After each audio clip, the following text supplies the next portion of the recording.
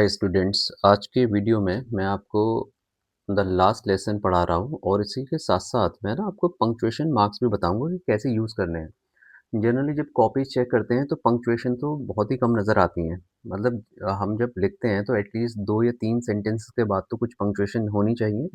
But एक reluctance नज़र आती है, स्टूडेंट्स ऐसे लगते हैं वो यूज़ नहीं करना चाहते या दे फील अंडर कॉन्फिडेंट कि वो जो भी कर रहे हैं ठीक है या नहीं। तो मैं कुछ एग्ज़ाम्पल्स की हेल्प से आपको समझाता हूँ ये। ये फ्रांस इसका जो जो है नैरेटर है इसीलिए आई फर्स्ट पर्सन नैरेटिव में ये स्टोरी है, ठीक है? वो आई से स्टार्ट करा है उसने कि I started for school very let that morning and was in great dread of a scolding और मैं डरा हुआ था कि मुझे बहुत ज़्यादा स्कोल्डिंग मिलेगी। स्कोल्डिंग को हम रिब्यूक कह देते हैं, रिब्यूक का मतलब होता है डाँटना, फटकारना किसी को। REBUKE so he feared that he would be rebuked और स्कोल्डेड बाय हिज टीचर जिनका नाम है एम हैमिल। फिर देखिए कॉमा का इस्तेमाल करा, फिर बोलते हैं specially because M Hamill had said that he would question us on participles.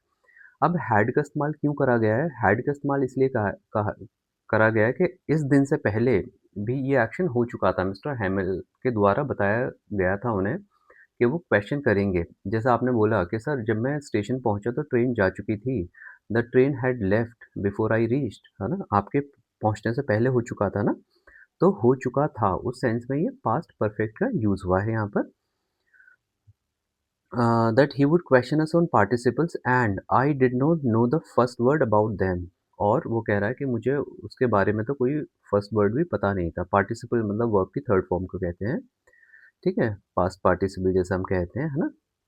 और ग्रामर का एक कॉन्सेप्ट है बेसिकली। अब देखिए एंड से पहले जो कॉमा लगा है वो क्यों यूज़ करा है?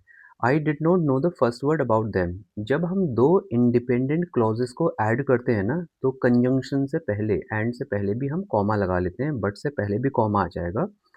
लेकिन कंडीशन ये है कि जो क्लॉज़ है डिपेंडेंट नहीं होना चाहिए, इंडिपेंडेंट होना चाहिए। तो देखिए I did not know the first word about them, ये पूरा सेंस बना रहा है, मतलब अपने आप में ये इंडिपेंडेंटली हमें कन्वे कर रहा है मीनिंग, ठीक है? I did not know the first word about them. For a moment I thought of running away and spending the day out of doors. और एक मोमेंट के लिए मुझे ऐसा लगा कि मैं यहाँ से भाग जाऊँ और बाहर जाके अपना दिन गुजारूँ या खेलूँ कूदूँ, मतलब क्लास को अवॉइड करना चाह रहा था। It was so warm, so bright. देखिए वार्म के बाद कॉमा फिर सो ब्राइट करके उसने बताया है, इसका मतलब है कि वो एक्सक्लेमेटरी मार्क लगा के ये बता रहा है कि वो हैरान था कि उसे स्कूल आना पड़ा। The birds were chirping at the edge of the woods, and in the open field back of the sawmill, the Prussian soldiers were drilling. अब ये जो मार्क है ना सेमीकोलन का, ये दो इंडिपेंडेंट क्लॉजेस को जोड़ने के काम भी आ जाता है, मतलब एंड की जगह हम इसका भी इस्तेमाल कर लेते हैं। ये भी एक अच्छी इम्पोर्टेंट पंक्चुएशन है। फिर है it was all much more tempting than the rule for participles but I had the strength to resist. फिर से देखिए बट के बाद, बट से पहले कॉमा लगाया, I had the strength to resist, मतलब कहने का मतलब ये हो गया, ये फिर से इंडिपेंडेंट क्लॉज है, इसलिए कंजंक्शन से पहले आपने ये पंक्चुएशन लगा ली comma. And hurried off to school, मतलब स्कूल के लिए दौड़ गया है, जल्दी में स्कूल गया वो। अब हरीड ऑफ का मतलब क्या है? And I hurried off to school, ठीक है? तो इसलिए फिर से एंड से पहले ये पंक्चुएशन का मार्क आपको दिख रहा है, तो आई जो है यहाँ पर अंडरस्टूड है, जैसे डोंट डिस्टर्ब मी। सो इसका क्या मतलब है? You do not disturb me. लेकिन हमें हमेशा सब्जेक्ट को मेंशन नहीं करना, समटाइम्स इट इज़ अंडरस्टूड, है ना? So I hurried off to school. फिर से देखिए कॉमा का इस्तेमाल। When I pass the town hall there was a crowd in front of the bulletin board. अब देखिए ये 2 सिंपल वर्ड्स हैं, इन्हें ऐड करके बुलेटिन बोर्ड बना है, तो यहाँ पर आपको क्या करना है? हाइफ़न लगा लेना है जब जोड़ना है इसे, ठीक है? उसी तरीके से जैसे हम लिखते हैं सिस्टर इन लॉ, ठीक है? अलग-अलग वर्ड्स को जब कंबाइन करते हैं, क्योंकि बुलेटिन अपने आप में अलग वर्ड है और बोर्ड भी अलग वर्ड है, तो इसका ध्यान ध्यान रखिएगा, ख़ासा ध्यान रखिएगा, ठीक है? For the last 2 years all our bad news had come from there. और पिछले 2 सालों से हमारी सारी जो बुरी खबरें थी ना, वहीं से आ चुकी थीं या आई हुई थी। तो हैड का फिर से इस्तेमाल हुआ है पास्ट परफेक्ट का, क्योंकि स्टोरीज़ में पास्ट परफेक्ट बहुत ज़्यादा यूज़ होता है ना? जब मतलब एक एक्शन से पहले, मतलब जब ये स्कूल गया उससे पहले भी तो बुरी खबरें आई थी ना, ये बोल रहा है वो। The lost battles, the draft, the orders of the commanding officer. अब देखिए ये जो है ना, ये बड़ा वाला डैश, ठीक है? एन डैश और एम डैश होती है। अब इसका इस्तेमाल हम कहाँ करते हैं? इसका इस्तेमाल हम करते हैं जहाँ पर ना हमें एब्रप्ट ब्रेक लेना होता है, पॉज़ लेना होता है या कुछ ड्रामेटिक कुछ ऐड करना होता है हमें, ठीक है?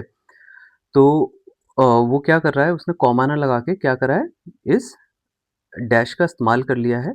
तो जैसे मैंने बताया इसे हम अ, एम कह दो, ई-एम, ठीक है? एम डैश, ठीक है जी? एम डैश, D-A-S-H वही डैश, एक एन डैश होती है वो छोटी होती है इसके मुकाबले। तो ये कैसे इस्तेमाल कर सकते हो? आप इस्तेमाल कर सकते हैं जब आपको कुछ नया आइडिया उसके अंदर डालना हो या कोई एब्रप्ट ब्रेक लेना हो। जैसे मैंने बोला Kashmir, the paradise on earth, है ना? कश्मीर बोला उसके बाद द पैराडाइज़ मतलब मैं कुछ और ऐड करना चाहता हूँ, नई थॉट।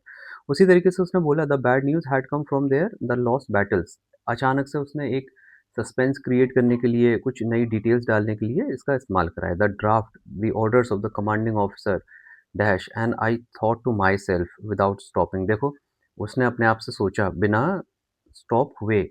तो देखिए इसका इम्पैक्ट देखिए, है ना? जनरली इट गोज़ अननोटिस्ड कि क्यों इस्तेमाल करा होगा। लेकिन देखिए अब एकदम से उसकी सोच में चेंज आ गया ना, मतलब वो ड्रामेटिक फ़ील कर रहा है कि मतलब क्या हुआ अचानक से?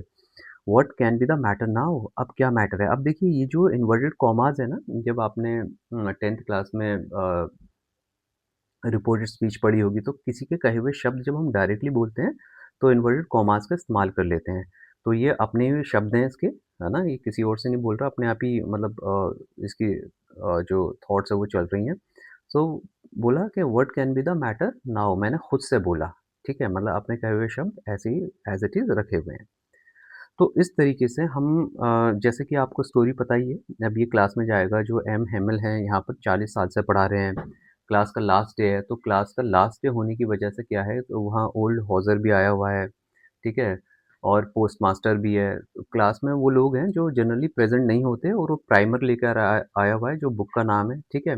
और वो मतलब थोड़ी कैसी है, खराब-सी कंडीशन में, जैसे थंब्ड एट द एजेस, मतलब एजेस से मतलब यूज़ कर के वो थोड़ा-सा जैसे फट-वट जाती हैं किताबें या किसी चीज़ और भी दूसरी चीज़ों के लिए हम थंब एट द एजेस कह सकते हैं।